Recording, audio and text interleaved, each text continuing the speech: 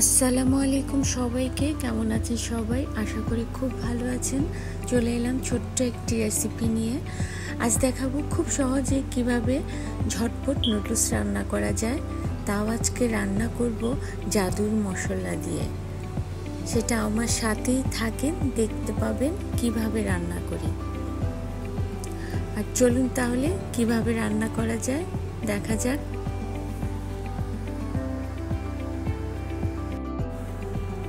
এই তো এখানে নিয়েছি খুব অল্প কিছু উপকরণ। এখানে রসুন কুচি আছে, পেঁয়াজ কুচি, টমেটো কুচি, ধনেপাতা আর কাঁচামরিচ। আর এই যে এই মশলাটা দেখতে পাচ্ছেন, স্বাদে ম্যাগির এই পাউডারটা দিয়েই আজকে রান্না করব। তো প্রথমে আমি সামান্য একটু অলিভ অয়েল দিয়ে দিচ্ছি প্যানের মধ্যে। এর মধ্যে প্রথমে আমি দিয়ে দেব রসুন কুচিটা একটু সোনালি আকার হলেই আমি এর মধ্যে দিয়ে দিব পেঁয়াজ কুচি। আমি এখানে মরিচটা খুবই কম দিচ্ছি।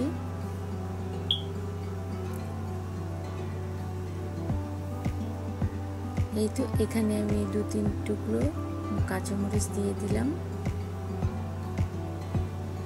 পরে অবশ্য আমি চিলি ফ্লেক্স ইউজ করব, এর জন্য আমি কাঁচামরিচটা খুব সামান্য দিয়েছি। এবারে দিয়ে দিলাম আমি টমেটো কুচি, একটু ভেজে নিব।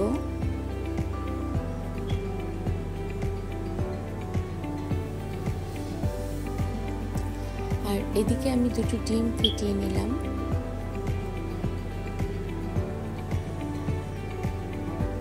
ডিম দুটোকে একটু ভালো করে ফেটে নিয়ে এর মধ্যে একটু লবণ দিয়ে, তারপরে অনেকে আবার এটাকে আলাদা ফ্রাই করে নেন, তবে আমি ঝটপট রান্না করছি সেহেতু আমি এই পেঁয়াজ কুচি, টমেটো কুচি এর সাথেই আমি ডিমটাকে ঝুরি করে ভেজে নেব।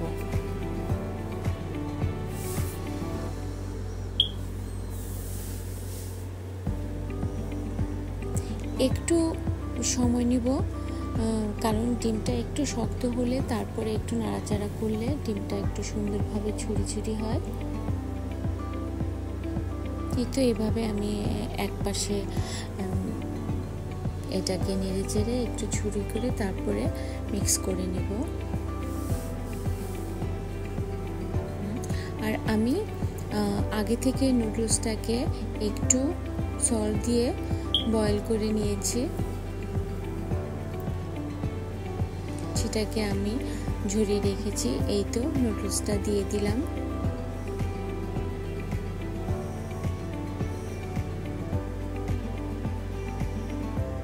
এখন এর মধ্যে আমি এই জাদুর মশলাটা দিয়ে দিলাম। এই মশলাটা দিলে নুডলসটা খেতে কিন্তু খুব ভালো হয়। আপনারা একবার হলেও ট্রাই করবেন। হয়তোবা অনেকেই খান, অনেকেই জানেন না, তবে এই মশলাটা আসলেই খুব টেস্টি হয়। স্মেলটা খুব দারুণ, আমার কাছে অন্ততপক্ষে খুব ভালো লাগে।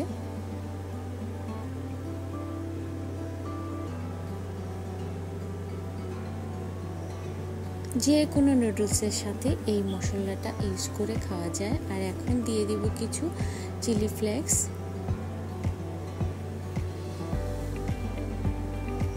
আর এখানে আমি আর কোনো বাড়তি সল্ট দিলাম না, কারণ আমি নুডলসটা বয়েল করার সময় সল্ট দিয়েছি। এখন কিছু ধনেপাতা দিয়ে দিলাম। এটা যার যার পছন্দ অনুযায়ী। আমার ধনেপাতাটা দিলে খুব ভালো লাগে।